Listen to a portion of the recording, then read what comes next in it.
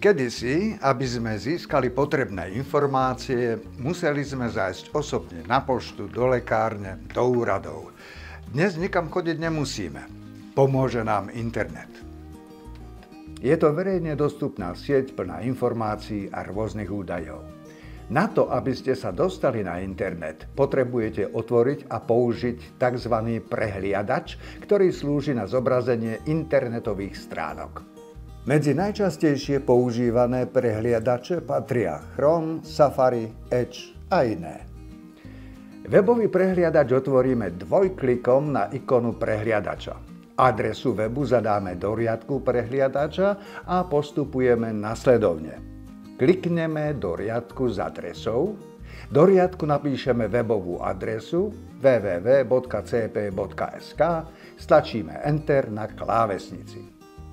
Na tejto stránke si môžeme vyhľadať spojenie na vlak alebo autobus. Zadáme odkiaľ a kam cestujeme. My si zadáme Bratislava a Košice. Vyhľadávame odchod. Vyberieme si dátum a čas cesty. Zvolíme si priame spojenie. A teraz klikneme na tlačidlo Hľadať. Zobrazia sa nám tam všetky vlakové a autobusové spoje. Tento riadok slúži aj ako vyhľadávač.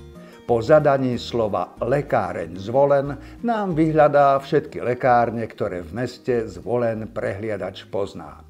Súčasne môžeme mať otvorených viacero stránok. Novú stránku otvoríme kliknutím na plus vedľa aktuálnej karty.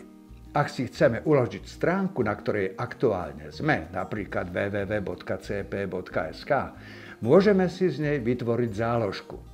Klikneme na tlačidlo s hviezdičkou a webová stránka sa nám automaticky uloží medzi záložky. V spodnej časti obrazovky sa nám zobrazí potvrdenie o uložení záložky. V paneli so záložkami si vieme skontrolovať uloženú záložku. Klikneme na tlačidlo Hotovo a záložka sa automaticky zobrazí v paneli so záložkami. Tak, prajem vám príjemné vyhľadávanie na internete a rýchle získavanie informácií. Dovidenia na budúce.